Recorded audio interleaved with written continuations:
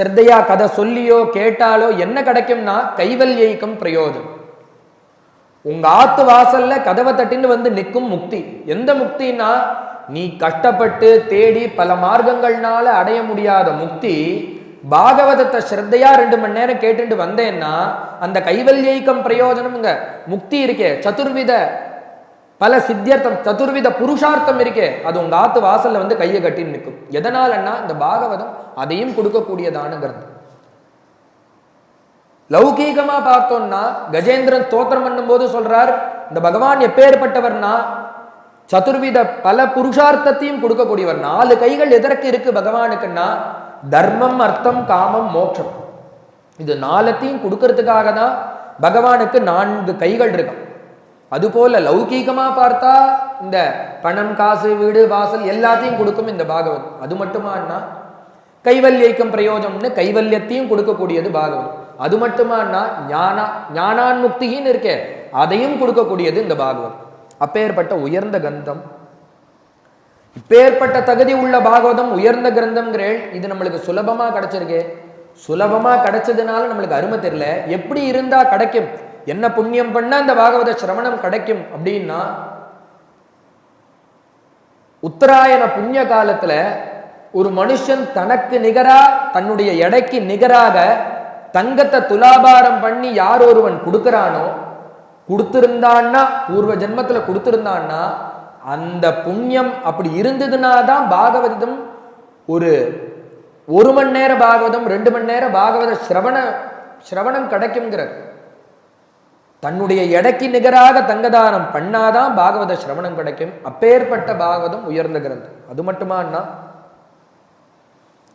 சாட்சாத் கிருஷ்ணன் வேற இல்லை, பாகவதம் வேற இல்லை. இவ்வளோ மகத்துவங்கள் கொண்ட பாகவதம் நம்மளுக்கு சுலபமா கிடைச்சிருக்கு. அதுவும் பாகவத ஸ்வரூபமாகவே விளங்கக்கூடிய இந்த பெரியவாளுடைய சந்நிதியில ஒரு வார காலம் இந்த பாகவதம் சொல்றதுக்கு ஒரு பாக்கியம், கேட்கறதுக்கும் ஒரு பாக்கியம்.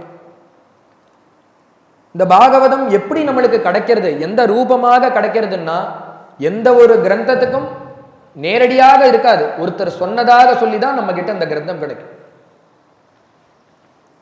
ராமாயணம் எப்படி கிடைக்கிறதுன்னா,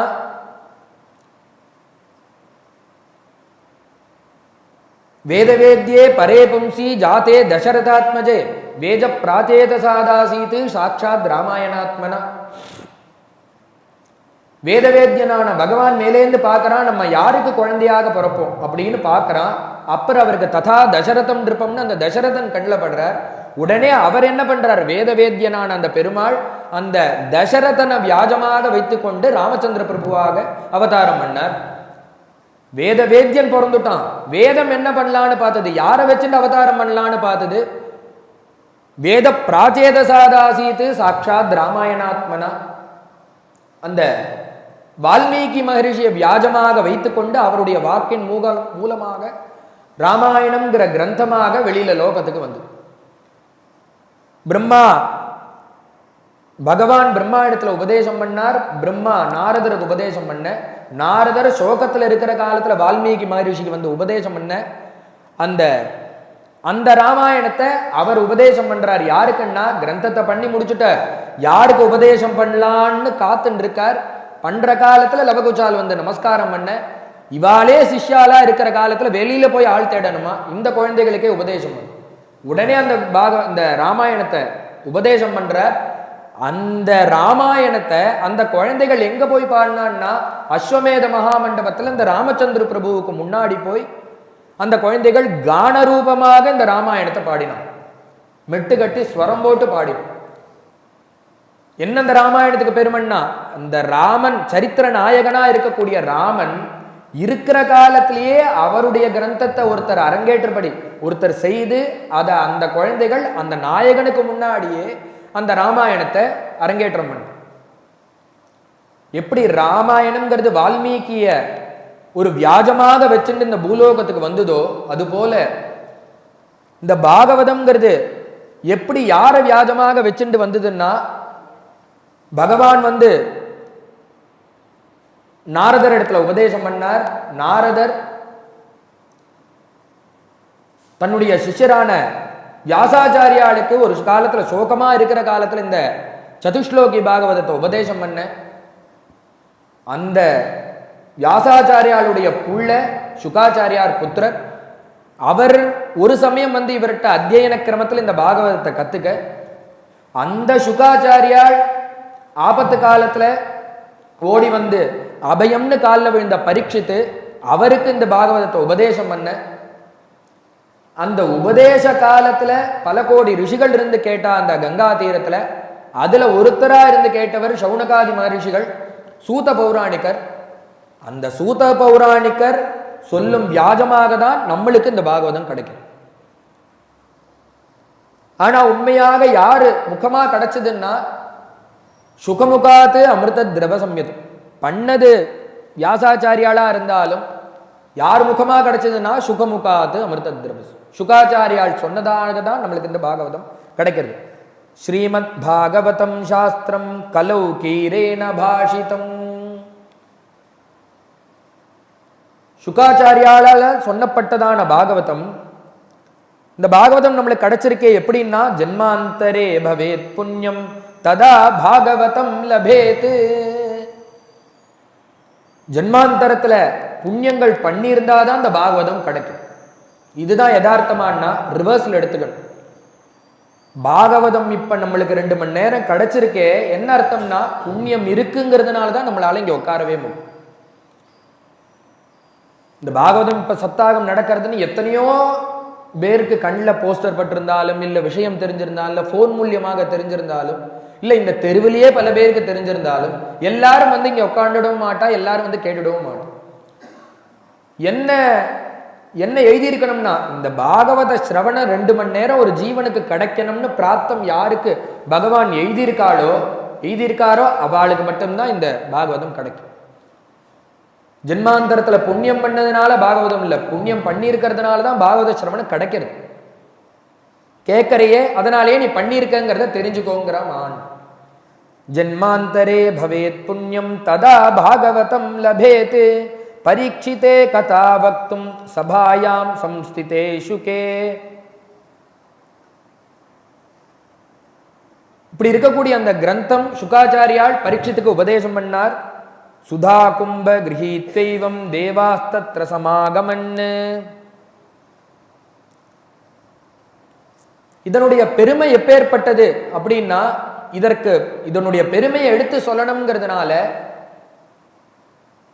சூத பௌராணிகர் ஒரு கதையை சொல்றார். மகாத்மியத்தை சொல்லிட்டு கிரந்தம் ஆரம்பிக்கிறோம். சுகமுகாத அமிர்த திரவ சம்யுதம் சுகாச்சாரியானால கிடைச்செடுத்து பரீட்சித்து அபயம் கொடுக்கறதுக்காக இந்த கிரந்தத்தை சொன்னார். அதுல கேட்ட அந்த சௌனகாதி மகரிஷிகளுக்கு சொல்லும் வியாஜமாக சூத பௌராணிகர் சொல்றார். இது பேஸ். அதற்கு மேல இதனுடைய மகாத்மியம் சொல்லணும். ஒரு விஷயத்தை சொல்றதுக்கு முன்னாடி அதனுடைய மகத்துவத்தை சொல்லிட்டு கிரந்தத்தை ஆரம்பிக்கும். அதனால இந்த சூத பௌராணிகர் இதனுடைய மகத்துவத்தை சொல்றார். சூத பௌராணிகர் யாருன்னா, வியாசாச்சாரியாளுக்கு பல சிஷ்யால், அதுல ஒருத்தர் இந்த சூத பௌராணிகர். ரோமஹர்ஷனுடைய புள்ள இந்த அப்ராமண சந்நியாசியான இவர் அந்த கிரந்தத்தை சொல்றார். சொல்றதுக்கு முன்னாடி அவதாரிக வச்சுட்டு இதனுடைய மகாத்மியத்தை சொல்றேன் கேளு. எப்பேற்பட்ட மகாத்மியம்னா, சப்தாகே சப்தாகே நசுதம் சேதஹ சர்வதா முக்திதாயகம் சனகாத்யைஹி புரா புரோக்தம் நாரதாய தயாபரைஹி. இதனுடைய மகத்துவம் சொல்ல ஆரம்பிக்கிறார். ஒரு கதை ரூபமாக சொல்றார். ஒரு சமயம் இந்த சனகாதிகள், எப்பொழுதுமே ஆனந்தத்தோடு இருக்கக்கூடிய சனகாதிகள் பத்ரிகாசிரமத்துல இருந்துட்டு இருக்கா. ஆனந்தகரமான மூர்த்திகள், சனகர் சனந்தனர் சனாதனர் சனத்குமாரன் சொல்லக்கூடிய தெய்வ குழந்தைகள். அவளுக்கு என்னைக்குமே ஆனந்தம் தான், துக்கம் கிடையாது. அப்படி இருக்கக்கூடிய அந்த ஆனந்த மூர்த்திகளான இந்த சனகாதிகள் பத்ரிகாசிரமத்தில் இருந்துட்டு இருக்கா. அப்படி இருந்துட்டு இருக்கிற அந்த சனகாதிகள் இருக்கிற இடத்துக்கு நாரதர் வரார். வந்து கேட்கிறார். வர அந்த நாரதருடைய முகத்தை அவ பார்க்கிறா. பார்த்தா அவர் வருத்தமா இருக்கார், ஒரு துக்கமா இருக்கு. ஏகதா ஹி விஷாலாயாம் சத்வாரா ரிஷயோ மலாஹ சர்வசங்கார்த்த சமாயாத்தா திதிஷு தத்ர நாரதம். அங்க நாரதரை பார்த்தா முகம் வாட்டமா இருக்கு, சந்தோஷம் இல்லை, துக்கம் மேலிட்டு இருக்கு. வா கேட்கறா, கிரகஸ்தனா இருந்தா பல கஷ்டம் இருக்கும், உங்களுக்கு குழந்தையும் கிடையாது, கிரகிணியும் கிடையாது, ஏன் உங்களுக்கு துக்கம்?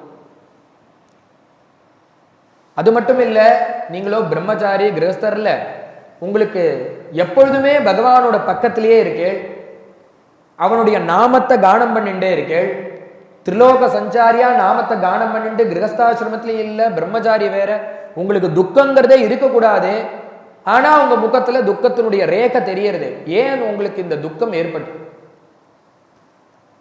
கதம் பிரம்மன் தீன முகா குதஸ்சிந்தா ததோ ததோ தரோ பவான் த்வரிதம் கம்யதே குத்ர குதச்சாகமனம் பவா. ஏன் இப்படி வருத்தப்பட்டு இருக்கேள், துக்கத்தை அடைஞ்சு வந்திருக்கேள், அதனுடைய காரணத்தை சொல்லுங்கன்னு கேட்க, உடனே அந்த சனகாதிகள்கிட்ட நாரதர் தன்னுடைய துக்கத்தை சொல்றார், எதனால தனக்கு துக்கம் ஏற்பட்டது.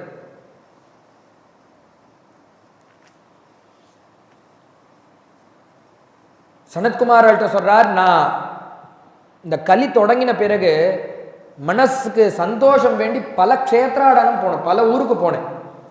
அகந்து பிருத்திவீம் யாதா ஞாத்வா சர்வோக்தமாமிதி புஷ்கரஞ்ச பிரயாகஞ்ச காஷீம் கோதாவரீம் ததா ஹரிக்ஷேத்திரம் குருக்ஷேத்திரம் ஸ்ரீரங்கம் சேதுபந்தனம் ஏவமாதிஷு தீர்த்தேஷு பிரமமான இதஸ்ததா. இது போல பல க்ஷேத்திரங்கள் போனேன். ஒவ்வொரு க்ஷேத்திரமா சொல்லிட்டு வர்றார். அகந்து பிருத்திவீம் யாதா, லோகம் முழுக்க சஞ்சாரம் பண்ணிட்டேன். ஞாத்வா சர்வோக்தமாமிதி புஷ்கரஞ்ச பிரயாகஞ்ச, முதல்ல புஷ்கரம் போனேன். ஒவ்வொரு க்ஷேத்திரத்துல ஒவ்வொரு ரூபத்துல இருந்தாரே பகவான்னு சொன்னேனே, புஷ்கரத்துல பகவான் தீர்த்த ரூபமாக இருக்கார். அந்த புஷ்கரம் போனேன். மனசுக்கு சமாதானம் கிடைக்கல, ஒரு சந்தோஷம் கிடைக்கல. பிரயாகஞ்சா அலாபாத் திரிவேணி சங்கமத்துக்கு போனேன், அங்கேயும் எனக்கு சந்தோஷம் கிடைக்கல. காசிக்கு போனேன், அந்த விஸ்வநாதரை தரிசனம் பண்ணேன், அப்பயும் எனக்கு ஆனந்தம் கிடைக்கல. கோதாவரி ததா தீர்த்த ஸ்நானங்கள்லாம் பண்ணேன், அப்பயும் எனக்கு மனசுக்கு நிம்மதி கிடைக்கல. ஹரிக்ஷேத்திரம் ஹரித்வாரம் போனேன், குருக்ஷேத்திரமும் போனேன், அப்பயும் எனக்கு மனசுக்கு நிம்மதி கிடைக்கல. ஸ்ரீரங்கம் சப்த பிராகார மத்தியே சரசிஜ முகுலோத் பாசமானே சமானேன்னு 7 பிராகாரத்துக்கு மத்தியத்தில் இருக்கக்கூடிய அந்த பகவானை போய் தரிசனம் பண்ணேன், அப்பயும் எனக்கு மனசு சமாதானம் கிடைக்கல. அங்கேருந்து நேரா சேதுபந்தனம் ராமேஸ்வர க்ஷேத்திரம் போனேன். பகவான் ரகுவீர பதன்யாச பவித்ரீகிருத பாம்சவேன்னு சொல்லக்கூடிய அவருடைய பாதம் படாத இடமே கிடையாதான் ராமேஸ்வரத்துல, அப்படி சொல்லக்கூடிய அந்த க்ஷேத்திரத்துக்கு போனேன். அங்கேயும் போய் பார்த்தேன், அங்கேயும் எனக்கு மனசு சமாதானம் கிடைக்கல. சும்மா ஒரே கோவிலுக்கு போயிட்டு ரூமுக்கு வந்து கதவை சாத்தின்னு படுத்துக்கல, பிரமத்தாக அங்கேயும் இங்கேயும் சுத்தின்ண்டே இருந்தேன் க்ஷேத்திரத்துல. ஆனா என்னுடைய மனசுக்கு சமாதானம் கிடைக்கல. ஏவமா திஷு தீர்த்தேஷு பிரமமானயிதஸ்ததா. என்ன பார்த்தேன்னா, நாபஷ்யம் குத்ரசிஞ்சர்ம மனசந்தோஷகாரகம். மனசுக்கு சந்துஷ்டியே கிடைக்க மாட்டேன். ஏன் மனசுக்கு சந்துஷ்டி கிடைக்கலன்னா, கலி ஆரம்பிச்சிருத்து, அதனாலேயே மனசுக்கு சமாதானம். கலினா அதர்மமித்ரேனா தரேயம் பாதிதாதுனா. நாரதர் சொல்றார், கலிக்கு என்ன பேருன்னா அதர்மமித்ரன்னு பேர். ஒரு தர்மத்தை அனுஷ்டானம் சரிவர பண்ணிட்டு இருக்கிறவாளுக்கும் மனசை கெடுக்கிறவனுக்கு பேர், மனசை கெடுப்பானா இந்த கலி. ரொம்ப நாளா ஒருத்தர் அனுஷ்டானம் பண்ணிட்டு இருப்பார், ரோட்டு முனையில நின்று இருப்பான், ஒரு அசத்து காலி பயலா கையிலேயே கட்டிட்டு அவன் பண்ணக்கூடாத அத்தனை காரியங்களையும் பண்ணிட்டு இருப்பான். இவரோ எப்படி இருப்பார்னா, திரிகால சந்தியாவந்தனம் பண்ணிட்டு அனுஷ்டாதாவாக இப்படி இருக்கக்கூடியவர். ஒரு வேலையில இருந்தார், ரிட்டையர் ஆன பிறகு ஒரு அனுஷ்டானத்தை கையில் எடுத்துக்கிறார், சிவ பூஜை பண்றார், பஞ்சகச்சம் கட்டிக்கிறார், நித்திய பூஜை பண்றார், இப்படி ஸ்ரத்தையாக வேதெல்லாம் கத்துக்கிறார், இப்படி மாறிண்டே வரார். இப்படி இருக்கக்கூடிய அவருக்கு அந்த அசத்தாக ஒருத்தன் இருக்கானே, அவனை பார்த்தோன்னா மனசு மாறுமா. நம்மளும் இவ்வளோ பண்ணி முசு முசுன்னு பண்றோம், ஒன்றும் பிரயோஜனமே இல்லை, அவன் பாரு எதுவுமே பண்ணாம இப்படி ஃப்ரீயா இருக்கானே அப்படின்னு ஸ்ரத்தையா இருக்கிறவாளை கூட மனசுல ஒரு விகாரத்தை ஏற்படுத்துவானோ. யாருன்னா கலி. இவ்வளவு வருஷமா பண்றோம், என்ன புண்ணியத்தை கண்டோம், அவன் பாரு ஒண்ணுமே பண்ணல, அவன் சந்தோஷமா இருக்கானே அப்படின்னு தோணுமா. பின்னாடி கதையில அஜாமிலோபாக்கியானத்துல வரப்போகுது. 16 குணங்களை நிரம்பின பிராமணனாக விளங்கினா அந்த அஜாமிளன் அம்மா அப்பாவுக்கு சேவை பண்ணிண்டு, ரித்துவாகாத மனைவிய கல்யாணம் பண்ணிண்டு, கிரகஸ்தாசிரமத்தில் இருந்துண்டு ஒரு பிராமணன் என்னென்ன கர்மாக்களை அனுஷ்டானம் பண்ணணுமோ அத்தனையும் சரிவர காலந்த வராம பண்ணிட்டு இருந்தான். அத்தியனத்தை பூர்த்தி பண்ணி அத்தனை காரியங்களையும் பண்ணிட்டு இருந்தான். ஒரு நாள் காட்டுக்கு போறான், சமித்து குஷங்கள் தர்மங்கள்லாம் எடுக்கிறதுக்காக போறான். போற காலத்துல சூத்ரம் சக புஜுஷ்யாங்கிறார். அப்படி தூரக்க எட்டேக்கலேந்து ஒரு விஷயத்தை பார்த்தான். என்ன பார்த்தான்னா, அங்க இருக்கக்கூடிய அந்த வேடுவ சம்பிரதாயத்தில் இருக்கக்கூடிய ஒரு தம்பதிகள் சுகமாக இருக்கிறத பார்த்தோன்னா மனசு கலைஞ்சு போயிடுது.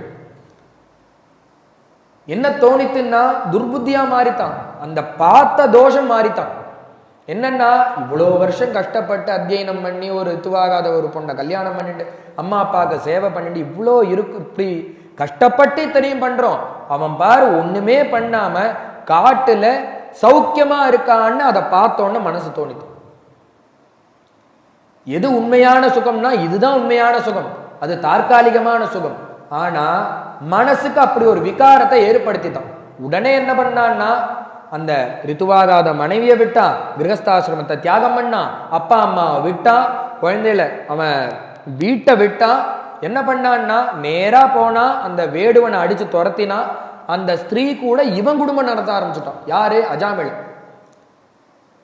அததான் பின்னாடி சுகாச்சாரியால் சொல்றாரு, அஜாமிளன் அவன் ஒண்ணு ஆரம்பத்திலேந்து பாப்பின்னு நினைச்சுக்காதரா, 88 ஆயுஷஸ்தமான்னு கடைசி காலத்துலதான் சொல்றாரு. ஆனா அவன் ஆரம்ப காலத்துல எல்லா தர்மங்களையும் அனுஷ்டிச்சதான ஒரு ஸ்ரத்தையான பிராமணன். அப்படி விளங்கிட்டு இருந்தான். ஆனா ஒரு தோஷம், கண்ணு அந்த கெட்டதை பார்த்த தோஷத்துல எல்லாம் மாறி போத்து ஒரு க்ஷணத்துல. ஏன்னா அந்த பார்த்த தோஷம். அது போல இந்த கலியினுடைய சுபாவம் என்னன்னா அதர்ம மித்ரேனம், ஒரு நேர்வழியில நடக்கிறவாளை கூட க்ஷணத்துல மாத்தி விட்டுருமா. ஆஹா இதுல என்ன சுகம் இருக்கு, அவன் பாரு ரொம்ப சௌக்கியமா இருக்கான் அப்படின்னு அதர்மம் பண்றவனை பார்த்து மனசுல ஒரு எண்ணம் வரும். அப்பேற்பட்ட குணங்களை அந்த விகாரத்தை ஏற்படுத்துறவன் இந்த கலி. அதனாலேயே அவனுக்கு கலினா அதர்ம மித்ரேனா. இதை யாரு சொல்றார்? நாரதர் சொல்றார் 5000 வருஷத்துக்கு முன்னாடி இப்படி எல்லாம் பண்ணுவான் இந்த கலி பண்ணுவான்னு. அது மட்டும் இல்ல, யார அங்கங்க சுத்தி பார்க்கிறேன் யார்ட்டையுமே சத்தியம் இல்லை. சத்தியம் நாஸ்தி தபசௌச்சம், சத்தியம் இல்ல, தபஸ் இல்ல. சுயமா நம்ம ஒரு 4-5 தலைமுறைக்கு முன்னாடி போய் பார்த்தோம்னா நம்ம ஆத்துல இருக்கிற எல்லா பெரியவாளும் சிக இருக்கும், பஞ்சகச்சம் இருக்கும், ஏதோ லௌகீகத்துல வேலையாக இருந்தாலும் அவளிடத்துல சுயமாக ஒரு தபஸ் இருந்துட்டே இருக்கும், நித்திய பூஜை இருக்கும், ஒரு அனுஷ்டாதாவாக இருப்பா, கர்மத்துல ஒரு ஸ்ரத்தை இருக்கும், ஸ்வயம் தபசு ஒன்று அவாவா சேமிச்சுட்டே வருவோம். ஆனா இப்ப பார்த்தா யார்ட்டையுமே தபசே இல்லை. ஏன்னா சந்தியாவந்தனமே பண்றதுல அப்புறம் தானே மீன். ஸ்வயம் தபசு இப்ப யார்ட்டையுமே கிடையாது. பூஜையா கிடையாது, சந்தியாவந்தனமா கிடையாது. பார்க்கறேன் ஒருத்தர்கிட்ட கூட தபசே இல்லை, சத்தியமே இல்லை, தபசே இல்லை. வாக்க திறந்தா பொய்ய சொல்றேன். செல்போன் வராதுக்கு முன்னாடி மட்டும் பொய் கம்மியா இருந்தது. செல்போன் வந்தோடனே என்னாச்சுன்னா பொய் ரெட்டிப்பா மாறி போச்சு. எங்க இருக்கேன்? நான் ஆத்துலதான் இருக்கான், கிளம்பிட்டேன், பாதி தூரத்துல இருக்கேங்கிறான். எதனாலன்னா கலியினுடைய தோஷம். அதை நாரதர் முன்னாடியே சொல்லியிருக்காரு. ஒருத்தர்ட்டையுமே சத்தியம் இல்லைங்கிறாரு. சத்தியம் நாஸ்தி. செல்போன் எதனுடைய ரூபம்னா இந்த கலியினுடைய ரூபம் தான், ஒரு தோஷம். அது வரத்துக்கு முன்னாடி பெரியவா எங்க இருக்கான்னு கிளம்பிட்டேலான்னா எப்படின்னா நேர்ல பார்த்து தெரிஞ்சுட்டா மாத்திரமே உண்டு. பொய் சொல்றதுக்கு உண்டான வியாஜம் இல்லாம இருந்தது. இப்ப என்னன்னா இந்த தூரவாணி இருக்கிறதுனால இவன் கிளம்பவே இல்லை, இன்னும் ஸ்நானமே பண்ணல. ஸ்நானம் பண்ணி வேட்டி கட்டிட்டு சட்டையை போட்டு நெத்திட்டுன்னு கிளம்பணும். ஆனா அவர் போன் பண்ணும்போது கிளம்பிட்டு பாதி தூரத்துல இருக்கேன்னு பொய் சொல்றான். சொல்றான்னு நினைக்க கூட, சொல்ல வைக்கிறது கலி. சத்தியம் நாஸ்தி, இதை தான் நாரதர் சொன்னார். சத்தியம் நாஸ்தி தபஸ் நாஸ்தி தபஹா, யார்கிட்டையும் ஸ்வயம் தபஸும் இல்லை. அதற்கு மேல சௌச்சம், ஒருத்தட்டி சுத்தியே இல்லை, ஆச்சாரமே இல்லை. இந்த காலத்துல ஒரு ஆத்துக்கு போனோம்னா மேல வடி வஸ்திரம் காஞ்சுட்டே இருக்கும். அது லௌகிகாலோ வைதிகாலோ ஒரு மடி வஸ்திரம் இருக்கும். இப்ப என்னன்னா, அந்த ஆத்துல ஒரு அலமாரி இருக்கு, இந்த அலமாரியை திறந்தோம்னா அதுல பிரம்மா இனிமே புதுசா ஒரு தீட்டை உண்டு பண்ணி போட்டாதான் அந்த தீட்டை அதுக்குள்ள போகாம இருக்கிறது. இருக்கிற அத்தனை தீட்டும் அந்த அலமாரியில இருக்கு. ஏன்னா யாரும் எதையும் பார்க்கறதில்ல, அனுஷ்டானம் பண்றதில்ல. மாத்து பெரியவாள்லாம் வெளியில போயிட்டு வந்தா ஸ்நானம் பண்ணிட்டு தான் ஆத்துக்கு வருவோம். கைகால் அலம்பிண்டு ஸ்நானம் பண்ணி கைகாலம் பக்கத்துல வாசலுக்கு போயிட்டு வந்தாலே கைகால் அலம்புவா. வெளியில எங்கேயாவது ஒரு தூரமா போயிட்டு வந்தா யாராவது மேல பட்டிருப்பா. ஏன் மேல படக்கூடாதுன்னா, அது ஜாதியோ மதமோ அந்த ரீதியில கிடையவே கிடையாது. இப்ப கொரோனாக்கு அப்புறம் இது எல்லாருக்கும் புரியும். ஒருத்தர் தொடக்கூடாதுன்னு ஏன் பெரியவா அந்த காலத்துல சொன்னாங்க. ஏன் சொல்லி இருந்தா அப்படின்னா, பலவிதமான ஜனங்கள் பலவிதமான இடத்துல இருந்து வரா, அவ ஒருத்தருக்கு ஒருத்தர் தொட்டுண்டா வியாதி பரவுங்கிறது தான் இதுல மூலம். அதை தான் மனசுல வச்சுண்டு யாரையும் தொடாதீங்கோ. இதெல்லாம் சொன்னது எதற்காகனா, ஜாதி மதத்துக்காக மட்டும் இல்லை, அவாவா ஸ்வயம் ஒரு வியாதி அவாளுக்கு வராம இருக்கிறதுக்காக சொன்னது. அப்ப கிண்டல் பண்ணிட்டு இருந்தா, இப்ப கொரோனாக்கு அப்புறம் அவாளுக்கு புரியுறது, ஓஹோ தொட்டா வியாதி பரவும், இதற்காக தான் பெரியவாள்லாம் சொல்லியிருக்கா அப்படிங்கிறது. யாரை பார்த்தாலும் ஆச்சாரமே இல்லை, சௌச்சமே இல்லை. 10 நாள் முன்னாடி போட்ட சட்டையை அப்படியே எடுத்து போட்டுக்கிறான், வேட்டியை துவைக்கிறதே கிடையாது. இப்படி ஒரு ஆச்சாரமே இல்லாத ஜனங்களா இருக்கா. தயை இல்லை, ஒருத்தருக்கு ஒருத்தர் பார்த்தா ஒரு தயை இருக்கும், ஒரு கருணை இருக்கும். இப்ப எப்படி இருக்குன்னா, அந்த கல்லியில தயையே இல்லை. ரோத்துல ஒருத்தர் பார்க்கிறோம், ஒருத்தர் இடிச்சு கீழே விழுந்திருக்கா, வந்தவனை தூக்கி விடுங்க, அடிபட்டு இருக்கார், கொஞ்சம் தூக்கி விடுங்க, தூக்கி விடுறேளா அப்படின்னா, சார் நான் தொடமாட்டேங்கிறோம். ஏன் தொடமாட்டேன், ஏன் என்ன ஆச்சுன்னா, உடனே சொல்றா, இல்லை சார் தொட்டா போலீஸ் கேஸ் ஆகிடும், அதனாலேயே நான் தொடமாட்டேன். தூக்கி விடணும்னு அவனுக்கு எண்ணம் இருந்தாலும் எதற்கோ ஒண்ணுக்கு பயந்துட்டு தள்ளி போயிடுறான். தய இல்லவே இல்லை, இருந்தாலும் சில காரணங்கள்னால அதை பண்றதும் இல்லை. கலியில அது ஒரு தோஷம். அது மட்டுமா அண்ணா, தானம் ந வித்யதே, 1 ரூபா கூட தானமே பண்ண மாட்டான். இந்த கலியில தானம் 1 ரூபா கூட பண்ண மாட்டா. ஜனங்கள் அப்படி இருக்கா. அது மட்டுமா அண்ணா, உதரம்பரீனஹா ஜீவாஹா, நிறைய சம்பாதிக்கிறா, பகல்ல கார்த்தாலேந்து ராத்திரி முழுக்க உழைக்கிறா. எதற்காக உழைக்கிறான்னா, உதரம்பரீனஹா ஜீவா, தன்னுடைய வயத்தை பார்த்துக்கிறது, தன்னுடைய குடும்ப ரட்சணம், இதற்காக மட்டுமே உழைக்கிறா. வாரகாஹா கூட்டபாரினஹா, நிறைய சுமக்கிறா, நிறைய சம்பாதிக்கிறா, நிறைய பணம் இருக்கு, 1 ரூபா தானம் பண்றதுல எதற்காக இத்தனையும்னா, தன்னுடைய குடும்ப போஷணத்துக்கு மாத்திரமே. இப்படி இருக்கா ஜனங்கள். அது மாத்திரமானா, மந்தஹா சுமந்தமதயா மந்தபாக்யாக்யுபத்ருதாஹா, ஜனங்களை பார்த்தா சுபாவமாவே ஒரு மந்தமான ஒரு தன்மை இருக்கு. தமோ குணம் எல்லோருக்கும் ஊறி போயிருக்கு. நான் இதை பார்க்கிறேன், பல க்ஷேத்திரங்கள் போனேன், எல்லா ஜனங்களுக்கும் இந்த தன்மை இருக்கு. தமோகுணம் ஊறி போயிருக்கு. எப்படின்னா, கார்த்தால எந்த ஃப்ரெஷ்ஷானா இருக்கணும், கார்த்தால எந்த பார்த்தா தூங்கு மூஞ்சியாவே இருக்கான், குளிச்ச பிறகும் அப்படியே இருக்கு. அந்த மந்த ஸ்வபாவம் ஒரு ஜீவனுக்கு ஊறி இருக்கு, ஒரு சுறுசுறுப்பே இல்லை. சுமந்தமதயா மந்தபாக்யாக, அது மாத்திரம் இல்லை, மந்தபாக்யாங்கிறார். அவனுக்கு ஒரு அது மட்டும் இல்லை, ஒரு பெரிய பாக்கியத்தை அனுபவிக்கிறதுக்கு உண்டான யோகம் இல்லாம இருக்குங்கிறது. எப்படி சொல்றாருன்னா, அது அந்த காலத்துல எப்படி இருந்ததோ தெரியாது, இப்ப பிரவர்த்தியில வச்சு பார்த்தா தெரியும். இப்ப எல்லார்ட்டையும் என்ன இருக்குன்னா, கோடி ரூபா இருக்கு. எங்க இருக்கு சார்? பேங்க்ல இருக்கு. சரி, கையில பர்ஸ்ல இருக்கோ, ஆத்துல இருக்கோ, ஒரு பீரோலன்னா அதுவும் கிடையாது. கோடி ரூபா இருக்கு, 50,000 ரூபா இருக்கு, 1,00,000 ரூபா இருக்கு, எல்லாம் எங்க இருக்குன்னா பேப்பர்ல இருந்தது, இப்ப எல்லார்ட்டையும் போன்ல இருக்கு. எப்படி சந்தோஷப்பட்டுக்கலாம்னா, என்கிட்ட கோடி ரூபாய் இருக்கு, எங்க இருக்குன்னா போனை காமிக்கிறோம். போனை பார்த்து சந்தோஷப்பட்டுக்க கூடிய காலமா தான் இருக்கே தவிர நேர்ல பார்த்து அதை அனுபவிக்கிறதுக்கு உண்டான யோகம் கூட இல்லை. மந்தகா சுமந்த மதையா மந்த பாக்யா, அந்த பாக்கியத்தை அனுபவிக்கிறதுக்கு உண்டான யோகம். அது மட்டுமானா, முன்னாடி நம்ம பெரியவாள்லாம் பணத்தை கை ஆத்துல இருக்கும், செலவு பண்ண மாட்டார், கருமையா இருப்பார்.